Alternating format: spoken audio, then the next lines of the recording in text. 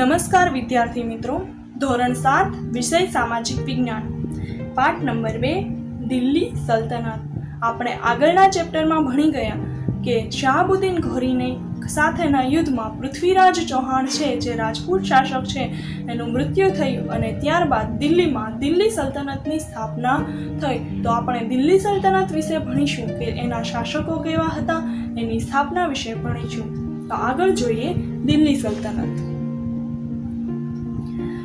પ્રાચીન કાળથી જ દિલ્હી ભારતીય રાજનીતિના કેન્દ્રમાં રહ્યું છે કે પ્રાચીન કાળથી એટલે પહેલાના સમયથી જ દિલ્હીમાં ભારતની મેઇન રાજનીતિ અને રાજસત્તા જ રહી છે. 12મી સદીમાં તોમર અને ચૌહાણ રાજપૂતોના સમયમાં દિલ્હી વેપાર વાણિજ્યનું એક મહત્વનું કેન્દ્ર હતું. કે દિલ્હી છે એ 12મી સદીમાં રાજપૂતોના સમયમાં પણ વેપાર માટે, વાણિજ્ય માટે ખૂબ જ મહત્વનું કેન્દ્ર રહ્યું છે. 13મી સદીની શરૂઆતમાં દિલ્હી સલ્તનતની સ્થાપના થઈ.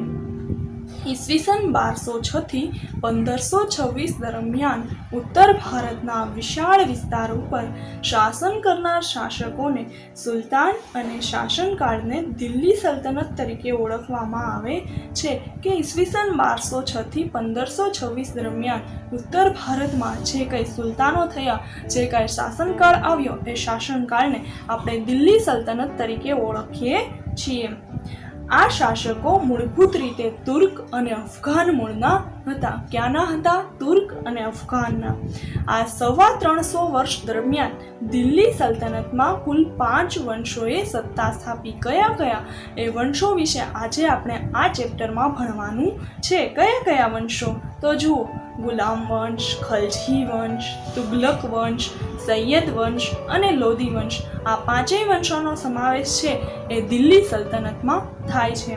દિલ્હી સલ્તનતની સાથે એટલે કે આ ચેપ્ટરમાં આપણે દિલ્હી સલ્તનતની સાથે તેના વિજયનગર અને બ્રહ્મ રાજ્યની સામ્રાજ્ય છે એનો પણ આજે આપણે અભ્યાસ કરીશું. તમે તમારી ફોનની જે સ્ક્રીન ઉપર આ વિડીયો તમે જોઈ રહ્યા છો એની સ્ક્રીન ઉપર પણ તમને જો એક ભારતનો નકશો દેખાય છે, જે પ્રાચીન ભારતનો નકશો છે, તેમાં તમે જોઈ શકો છો જે ઓરેન્જ કલરનો ભાગ છે એ આપણે દિલ્હી સલ્તનત તરીકે દર્શાવેલો છે. ત્યાં તમને દિલ્હી સલ્તનતનો સમયગાળો પણ દર્શાવેલો છે. કયો સમયગાળો?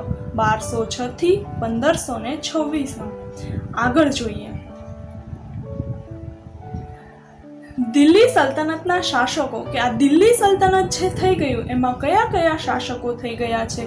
તો આપણે 5 વંશની વાત કરી. કયા કયા વંશ છે? પહેલો છે ગુલામ વંશ, બીજો છે ખલજી વંશ, ત્રીજો છે તુગલક વંશ, ચોથો છે સૈયદ વંશ અને પાંચમો છે લોધી વંશ.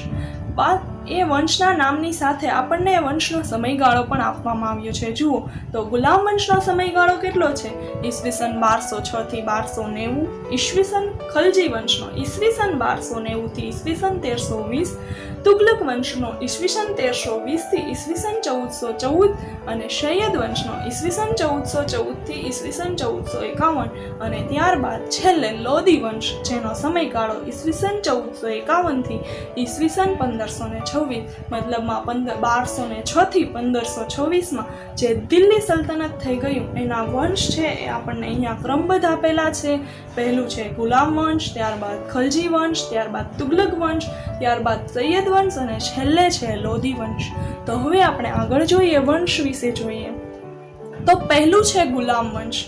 ગુલામ વંશનો સમયગાળો છે 1206 થી 1290. તો ગુલામ વંશ વિશે આજે આપણે માહિતી મેળવીએ. ઈસવીસન 1192માં તરાઈના બીજા યુદ્ધમાં શિહાબુદ્દીન ઘોરીએ પૃથ્વીરાજ ચૌહાણની સામે નિર્ણાયક વિજય મેળવી અને દિલ્હીમાં સલ્તનતની સત્તાનો પાયો નાખ્યો. આપણે આગળના ચેપ્ટરમાં લાસ્ટમાં જોઈ ગયા કે શિહાબુદ્દીન ઘોરી સાથેના યુદ્ધમાં જે પૃથ્વીરાજ ચૌહાણ છે એમનું મૃત્યુ થયું અને ત્યારબાદ જે દિલ્હી ઉપર જે સત્તા આવી એ સત્તા દિલ્હી સલ્તનત તરીકે ઓળખાય છે. આગળ છે મુહમ્મદ ઘોરીના ગુલામ કુતુબુદ્દીન એબક મામલુક વંશનો હતો. કે જે મુહમ્મદ ઘોરી છે એમનો ગુલામ છે કુતુબુદ્દીન એબક. એ કયા વંશનો હતો? મામલુક વંશનો હતો. માત્ર 5 વર્ષના તેના શાસનગાળામાં તેણે સલ્તનત સત્તાને જાળવી રાખવાનો પ્રયત્ન કર્યો. કે માત્ર 5 જ વર્ષના શાસનમાં એણે જે આ એની સલ્તનતની સત્તા છે એને સ્થાપવાનો, એને જાળવી રાખવાનો પ્રયત્ન કર્યો. આગળ છે ઈસવીસન 1210માં પોલો રમતા ઘોડા પરથી પડી જવાના કારણે તેનું મૃત્યુ થયું. પહેલાં છે પોલો નામની રમત આવતી કે ઘોડે સવારી કરવામાં આવે અને ત્યારબાદ એને ઘોડે સવારી કરતાં કરતાં નીચે આપણે જે ગીલી દંડાની રમતમાં જેવી રીતે ગીલીને મારીએ છીએ દંડા વડે, એવી જ રીતે પોલો નામનો જે ગોળ આવે એને મારવામાં આવે અને એમાં એનું ઘોડા પરથી પડી જતા આ કુતુબદીન એબક છે એમનું મૃત્યુ થાય છે. જો નીચે તમને એમની જે કુતુબદીન એબક છે એમનું એક ચિત્ર પણ તમે જોઈ શકો છો. સાથે એમને જે નગરમાં જે વિકસાવેલું છે, જે વિકસિત કરેલું છે એ પણ તમે અહીં જોઈ શકો છો. આગળ જોઈએ. કુતુબદીન એબકના અવસાન બાદ તેનો ગુલામ અને જમાઈ ઇલ્તુમિસ ગાદીએ આવ્યો. કે આ કુતુબદીન એબક છે જે ગુલામ વંશનો શાસક હતો, એમનું મૃત્યુ થયું. ત્યારબાદ એમનો ગુલામ અને એમનો જ જમાઈ ઇલ્તુત્મિશ એ છે એ ગાદી ઉપર આવે છે. તેણે સલ્તનત સત્તાને સર્વોપરી બનાવવા ચેહલગાનની સ્થાપના કરી કે ચારગાન નામનું જે તુર્ક અમીરોનું દળ છે, 40 તુર્ક છે, એમાં કેટલા 40 જે તુર્ક છે એની અહીં એણે રચના કરી, જેનું નામ છે ચારગાન અથવા ચેહલગાન. તેણે રાજધાનીનું સ્થળાંતર લાહોરથી દિલ્હી કર્યું. કે પહેલાં એની રાજધાની છે એ લાહોર હતી અને ત્યારબાદ એને એ રાજધાની એની છે એને દિલ્હીમાં સ્થળાંતર કરી દીધી. ઇલ્તુત્મિશને ગુલામ વંશનો સાચો સ્થાપક માનવામાં આવે છે. અહીં આપણને એક વાક્યનો પ્રશ્ન પૂછાય કે ગુલામ વંશનો સાચો સ્થાપક કોને માનવામાં આવે છે? તો ઇલ્તુત્મિશને. પોતાના એક પણ પુત્રને સુલતાન બનાવવા યોગ્ય ન સમજતા ઇલ્તુત્મિશે પોતાની કાબેલ પુત્રી રજિયાને પોતાની ઉત્તરાધિકારી જાહેર કરી. કે એના જે પુત્રો હતા, ઇલ્તુત્મિશના પુત્રો હતા, એને ઉત્તરાધિકારી માટે એટલે કે રાજા બનવા માટે એણે યોગ્ય સમજ્યા નહીં. તો એટલા માટે એની એક પુત્રી છે, કાબેલ પુત્રી છે, કે જેનામાં ખૂબ જ કૌશલ્ય છે, કળા છે, એ પુત્રી રઝિયાને એણે પોતાની ઉત્તરાધિકારી જાહેર કરી. ઉત્તરાધિકારી એટલે કે જ્યારે તેનું મૃત્યુ થાય એ પછી એને રાજગાદી ઉપર કોણ આવે એ માટે પહેલાના સમયમાં ઉત્તરાધિકારી પસંદ કરવામાં આવતા. આગળ જોઈએ. ઇલ્તુત્મિશના અવસાનના થોડા સમય બાદ તેની પુત્રી રઝિયા સુલતાના દિલ્હીની ગાદીએ આવી. રઝિયા ઇલ્તુત્મિશની પુત્રી જે ગાદીએ આવનાર પ્રથમ મહિલા શાસક હતી. તમે નીચે ચિત્રમાં એમનો ફોટો પણ જોઈ શકો છો. એમના ચહેરા ઉપર પણ એક વીરતા, એક મહિલા શાસક હોય એવું વીરત્વ દેખાઈ આવે છે. એ સમયના ઇતિહાસકાર મિન્હાજ એ સિરાજ પણ સ્વીકારે છે કે રઝિયા સુલતાના તેના બધા જ ભાઈઓમાં સૌથી વધુ કાબેલ અને સૌથી સક્ષમ હતી. કે જે મિન્હાજ એ સિરાજ નામનો ઇતિહાસકાર છે એ પણ પોતે સ્વીકારી લે છે કે આ રઝિયા છે એના ભાઈઓ કરતાં વધુ કાબેલ અને વધુ સક્ષમ હતી. આમ છતાં એક મહિલા શાસનકર્તા તરીકે એને માન્યતા મળવી મુશ્કેલ હતી. કે એક સ્ત્રી હોવા છતાં એને ગાદીએ બેસાડવામાં આવે એ માટેની માન્યતા એ સમયમાં મળવી ખૂબ જ મુશ્કેલ હતી. દરબારીઓ પણ તેને સ્વતંત્ર શાસક તરીકે સ્વીકારવા રાજી ન હતા. અમીરોની સત્તા લાલસા અને સતત ચાલતા વિદ્રોહોએ એને શાસનનો અંત આણ્યો. કે અમીરો છે એમને સત્તા મેળવવાની લાલસા, કે રાજગાદી આવવું છે એ માટેની લાલસા અને એના ચાલતા સતત વિદ્રોહો છે એના લીધે એના શાસનનો અંત આવ્યો. અહીં ગુલામ વંશનો અંત આવે છે. તો પણ રઝિયા સુલતાનના અવસાન પછી 6 વર્ષ સુધી રાજ્યમાં અંધાધૂંધી ચાલી. કે રઝિયા જે જે સુલતાન હતી એની શાસનકાળ હતો, એને લઈને પ્રજા છે એ અંધાધૂંધી ઉત્પાત મચાવે છે. અમીરોએ ઇલ્તુત્મિશના પુત્ર નાસિરુદ્દીનને દિલ્હીની ગાદીએ બેસાડ્યો. કે વધુને વધુ ધન અને વધુને વધુ સત્તા મેળવવા માટે અમીર છે એનો જે પુત્ર છે નાસિરુદ્દીન એને દિલ્હીની ગાદીએ બેસાડે છે. 21 વર્ષના શાસનકાળ બાદ તેનું અવસાન થતાં ગિયાસુદ્દીન બલબન ગાદીએ આવે છે. કે 21 વર્ષ બાદ તેનું મૃત્યુ થાય છે એટલે ગિયાસુદ્દીન બલબન નામનો શાસક છે એ ગાદીએ આવે છે. તેણે ચેહલગાન દળનો નાશ કરી શાસનતંત્ર પરથી અમીરોની પકડને હળવી કરી. કે જે ચેહલગાન નામનો જે દળ હતું એ દળ એને નાશ કર્યો, જેથી જે અમીરોની પકડ હતી, અમીરોનું કહ્યા પ્રમાણે ચાલતું હતું, એ બધી પકડ એને હળવી કરી અને જે રાજાનું સ્થાન હતું એ રાજાનું સ્થાન વધુ ને વધુ મજબૂત બનાવ્યું હતું. બલબન સાહિત્ય અને કલાનો પોષક પણ હતો, કે જે આ બલબન છે એને સાહિત્યમાં પણ રસ હતો અને વિવિધ કલાઓમાં પણ રસ હતો. 22 વર્ષના તેના શાસનના થોડા સમય બાદ દિલ્હી સલ્તનત પર ખલજી વંશની સ્થાપના થઈ, કે અહીંયા ગુલામ વંશનો છે એ અંત આવે છે અને ત્યારબાદ ખલજી વંશ છે એની સ્થાપના થાય છે. આપ સ્ક્રીન પરના ચિત્ર પર જોઈ શકો છો કે ગિયાસુદ્દીન બલબન છે એમનો એક ચિત્ર પણ દેખાય છે, એમનો સમયગાળો પણ તમે જોઈ શકો છો અને બાજુમાં એમના શાસનકાળ દરમિયાનના ચિત્રો છે એ પણ તમે જોઈ શકો છો. હવે આગળ જોઈએ. આગળ છે ખલજી વંશ, જેનો સમયગાળો છે ઈસવીસન 1290 થી ઈસવીસન 1320. જોઈએ ખલજી વંશ વિશે. ખલજી વંશ જલાલુદ્દીન ખલજીની ખલજી વંશના શાસનની શરૂઆત થઈ. તેના 6 વર્ષના શાસન બાદ દિલ્હીની ગાદીએ મહત્વકાંક્ષી સુલતાન અલાઉદ્દીન આવ્યો, કે જલાલુદ્દીન ખિલજી છે એના દ્વારા ખલજી વંશની સ્થાપના કરવામાં આવી.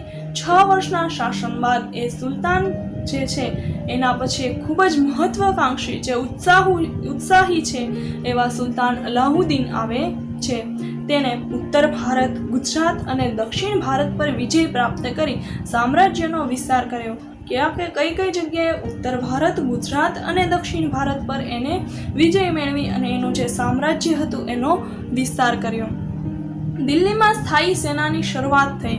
સ્થાયી એટલે કે એક જ સ્થાન પર રહી શકે, એક જ ચોક્કસ સ્થાન માટે જે સેના મૂકવામાં આવે એવી સ્થાયી સેનાની શરૂઆત થઈ. તેણે સૈન્યના ઘોડા, સૈનિકોની વિશિષ્ટ ઓળખ માટે દાગ અને ચહેરા પદ્ધતિની શરૂઆત કરી, કે સૈન્યના જે ઘોડા છે એના માટે વિવિધ પ્રકારનો દાગ આપવામાં આવે, વિવિધ પ્રકારનો ચહેરો આપવામાં આવે, કે જેથી કોઈ ચોક્કસ ઘોડાની, કોઈ ચોક્કસ સૈનિકોની વિશિષ્ટ ઓળખ છે એ ઊભી કરી શકાય.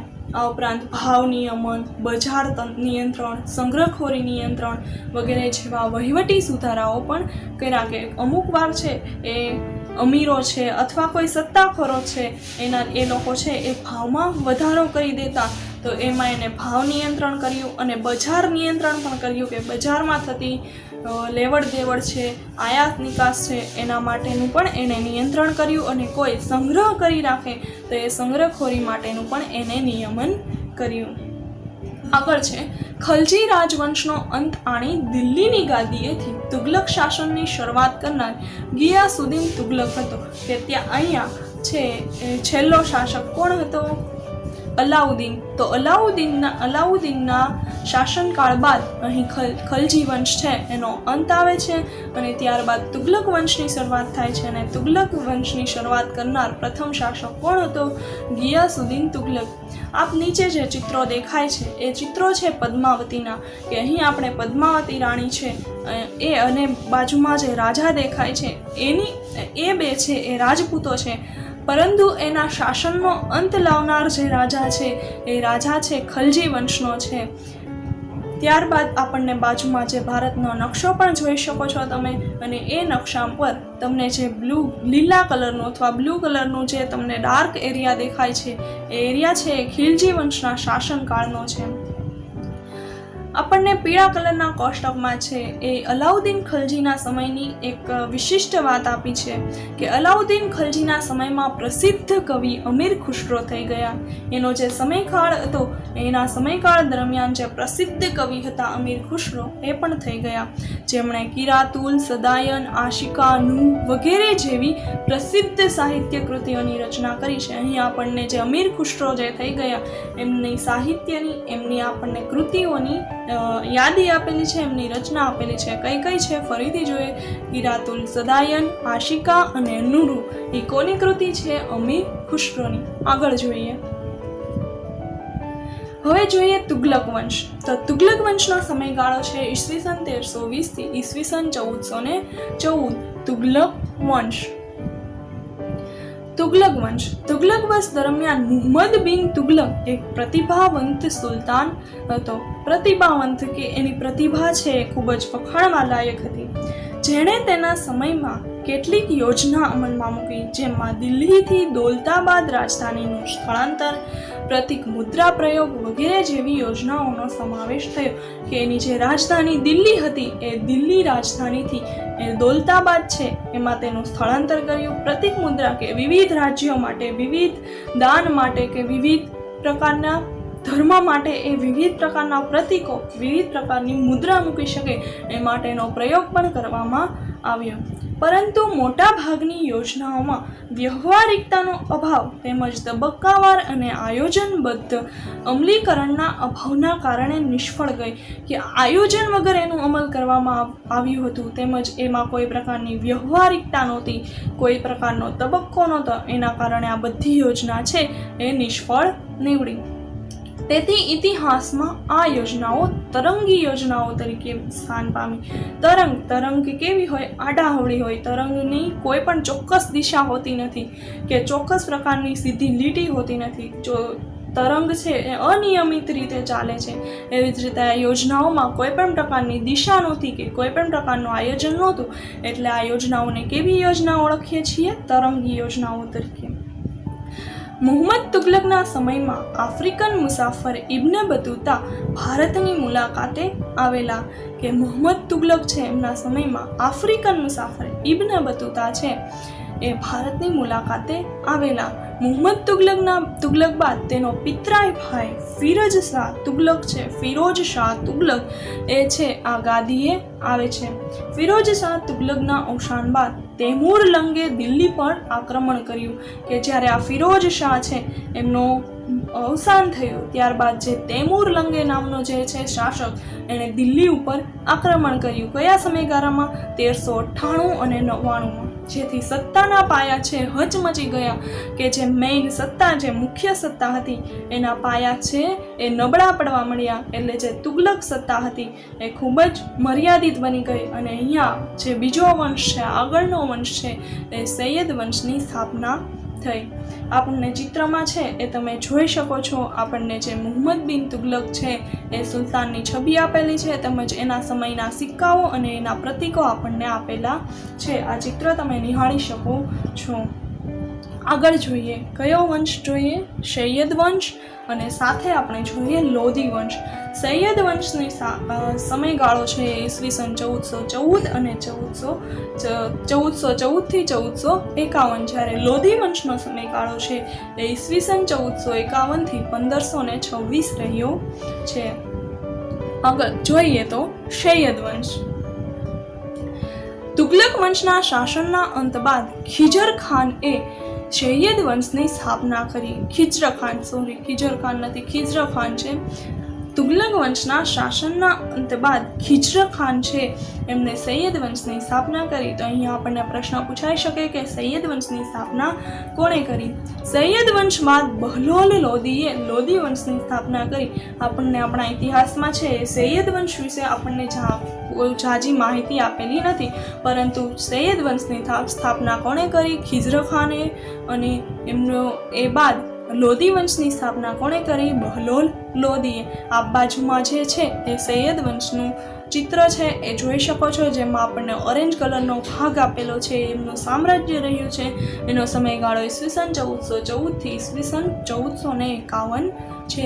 ત્યારબાદ છે લોધી વંશ, જેનો સમયગાળો છે ઈસવીસન 1451 થી ઈસવીસન 1526. જોઈએ લોધી વંશ. બહલોલ લોદીએ લોધી વંશની સ્થાપના કરી. કોણે? બહલોલ લોદીએ. બહલોલ લોદી સલ્તનતનો પ્રથમ અફઘાન શાસક હતો.